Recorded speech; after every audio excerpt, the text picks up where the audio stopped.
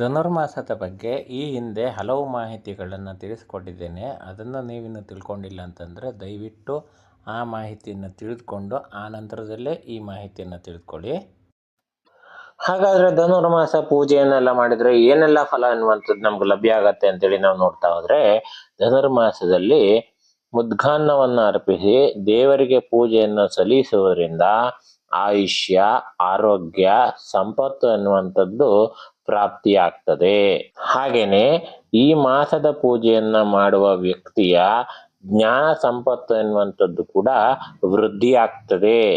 ಹಾಗೇನೆ ಆತನ ಶತ್ರುಗಳು ಸಹ ನಶಿಸಿ ಹೋಗ್ತಾರೆ. ವಿವಾಹ ಆಗದೇ ಇರುವವರು ಈ ಮಾಸದ ಪೂಜೆಯನ್ನ ಕೈಗೊಂಡರೆ ಶೀಘ್ರದಲ್ಲಿ ಕಂಕಣ ಎನ್ನುವಂಥದ್ದು ಪ್ರಾಪ್ತಿಯಾಗ್ತದೆ.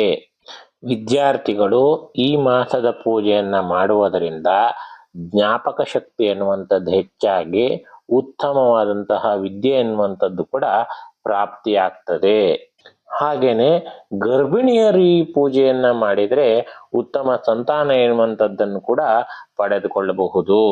ಹಾಗೆ ಈ ಮಾಸದ ಪೂಜೆ ಎನ್ನುವಂಥದ್ದನ್ನು ಮಾಡೋದ್ರಿಂದ ಯಾರ್ಯಾರಿಗೆ ಯಾವ್ಯಾವ ರೀತಿಯಾದಂತಹ ಉತ್ತಮ ಫಲ ಎನ್ನುವಂಥದ್ದನ್ನು ನಿರೀಕ್ಷೆಯಲ್ಲಿದ್ದೀರೋ ಆ ಎಲ್ಲ ನಿರೀಕ್ಷೆಗಳನ್ನು ಕೂಡ ನೀವು ಪಡೆದುಕೊಳ್ಬಹುದು, ಈಡೇರಿಸಿಕೊಳ್ಳಬಹುದು. ಭಗವಂತನ ಕೃಪಾ ಕಟಾಕ್ಷ ಎನ್ನುವಂಥದ್ದು ನಿಮಗೆಲ್ಲರಿಗೂ ಕೂಡ ಲಭಿಸಲಿ ಅಂತೇಳಿ ನಾನು ಕೂಡ ಪ್ರಾರ್ಥಿಸ್ತೇನೆ. ಸರ್ವೇ ಜನ ಸುಖಿನೋ ಭವಂತು, ಸಮಸ್ತ ಸನ್ಮಂಗಲಾನಿ ಭವಂತು. ಎಲ್ರಿಗೂ ಕೂಡ ಭಗವಂತನ ಅನುಗ್ರಹ ಎನ್ನುವಂಥದ್ದಾಗಲಿ.